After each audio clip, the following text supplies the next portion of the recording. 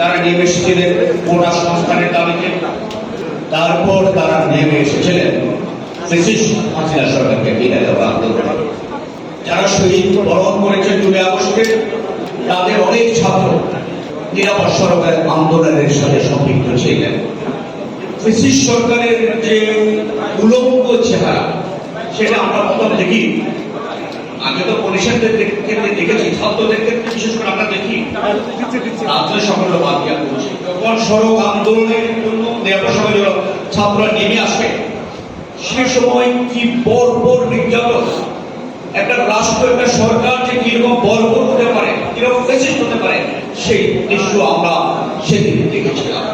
কিভাবে নির্যাতন করা হয়েছিল সে কোমলমতি ছাত্রদেরকে, যারা তার জীবন রক্ষার দাবি নিয়ে রাস্তায় নেমে এসেছিলেন একটা নিরাপদ সড়কের জন্য।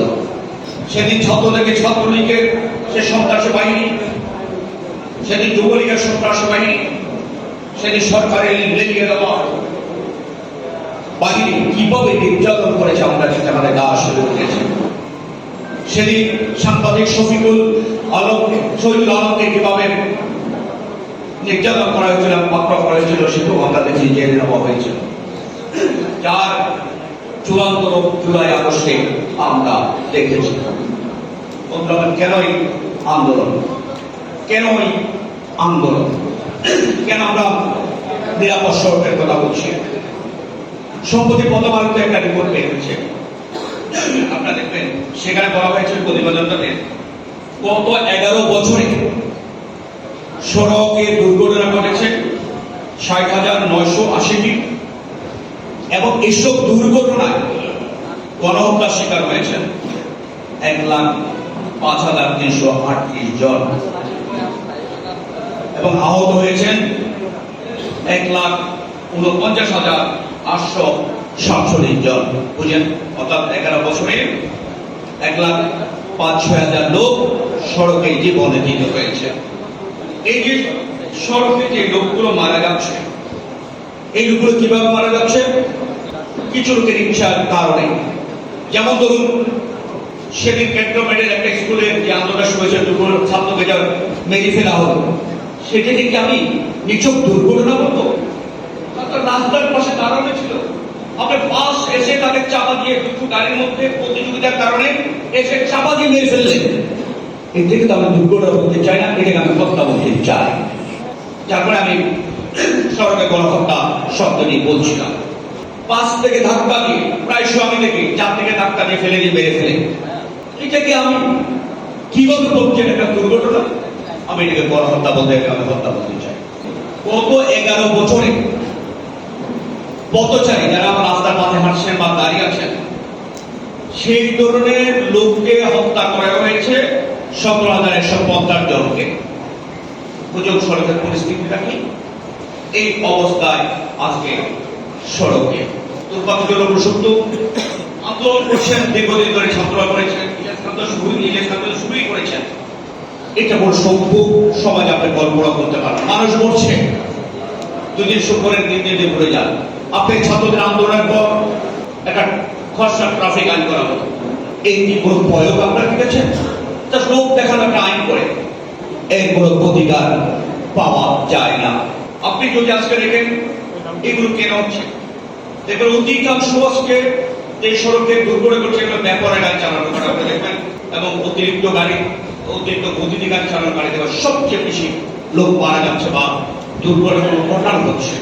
আপনি যদি দেখেন কিছুদিন আগে এনা নামে একটা বাস ছেলে, এটাকে দেখে আমরা মনে করতাম যে আজরাইল আসতে, পাবলিক আজরাইল নাম দিয়েছিল। এমন স্পিডে চালাতে অন্য গাড়িকে ধাক্কা দিয়ে চলে যেত, পাবলিক কাউকে দেখতো না। ওটা মালিক ছিলেন সরকার দলের একজন নেতা। দেখলেই মানুষ আমরাই ভয়, আমাদের গাড়ির মধ্যে বা গাড়িটাকে সাইড করে মনে যেন আজরাইল আসতেছে, প্রাণ আসে। তারা আইনে উঠতে থাকে করে। আপনি যখন তাদের মধ্যে ব্যবস্থা নেবেন না, তারা তো এইভাবে আপনার গণহত্যা রাস্তায় চালাবেই। আপনি দেখবেন এই গাড়িগুলো কোনো ওভারটেকিং এর ক্ষেত্রে কিছু মাত্র না, ওই যে 2 জন ক্রমে যুদ্ধে দেখি 2 জন ছাত্র যে মেরে ফেলল ওভারটেকিং এর কারণে, বিপজ্জনক ওভারটেকিং এর কারণে এই জিনিসগুলো কিন্তু হচ্ছে। এগুলো কিন্তু খুবই সহজ, এগুলো করে সমাধান করা খুব বেশি কষ্টের কাজ নয়। আইনকে আইনের গতিতে চলতে দেওয়া, কঠোর হওয়ার আসলে এইসব কঠোর হতে হবে। সমাধানের বিষয়, কিন্তু সেই দিকে আগাচ্ছে না। ড্রাইভাররা মোবাইলে কথা বলছেন, সেটা বন্ধ করে কঠিন কাজ হয় চলন্ত অবস্থায়, সেটাই রাষ্ট্র করছে, সরকার করেন না। একবারে সহজ এই কাজগুলো করা, গাড়ি মেনটেন্সটা হয় না। আপনার ফিট, আপনার কোনো এদের ফিটনেস গাড়িগুলোকে আপনি চালাচ্ছেন, সেটা আপনার সমাধান করছেন না। এটার জন্য বহু টাকারও দরকার, এটার জন্য বেশি শ্রমেরও দরকার নেই। আপনার ড্রাইভারদেরকে আপনি বেতন দিচ্ছে না, তাদের মানে তোমার টিপের উপর তুমি বেতন দিচ্ছে, তখন সে অতিরিক্ত ঠিক মারতে যায়, ক্লান্ত থাকে, সেই অবস্থা এক্সিডেন্ট গুলো করছে। এটা কিন্তু খুব কঠিন কাজ নয়, এটা বন্ধ করা খুবই সহজ। আপনি যদি ছোট ছোট ত্রুটি করে যে বাসগুলো, এই বাসগুলো যে তুমি ত্রুটি করলেও বাস রাস্তায় চালাতে পারবেন না। সরকার যদি সক্ষম হয় অনেক দুর্ঘটনা কমে যায়। এগুলোর জন্য কোনো টাকা খরচের দরকার নেই, দরকার আমাদের মন মানসিকতা, নজরদারিটা বাড়াচ্ছে না। এই অবস্থায় আজকে একটা বড় হত্যা চলছে দেশে, প্রতিটা বছর চলছে। 1 লাখের উপর মারা যাচ্ছে, 11 বছর 1 লাখের উপর মারা গেছে। প্রতি বছরে কখনো 20,000 লোক মারা যাচ্ছে, কখনো 10,000 লোক মারা যাচ্ছে। এটা দেখার জন্য কেউ নেই।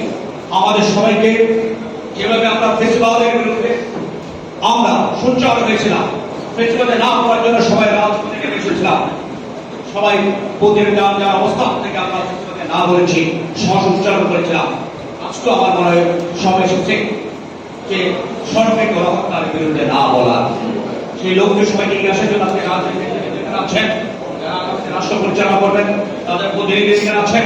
আমাদের আবেদন থাকবে, নিবেদন থাকবে, অনুরোধ থাকবে, এই গণহত্যাটা সরকার বন্ধ করার আমরা উদ্যোগ নেবেন, আন্তরিকতার সহিত নেবেন। শুধু কথা বলতে দেবেন না, আন্তরিকতার উদ্যোগ নেবেন।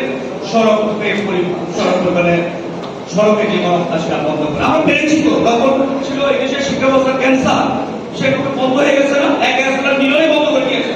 তখনটা আমরা পারি, পরিবেশ ছিল পরিবেশের সবচেয়ে বড় শত্রু, বন্ধ করেছে, আমরা পেরেছি। এটাও আমরা আমাদের পারতে হবে।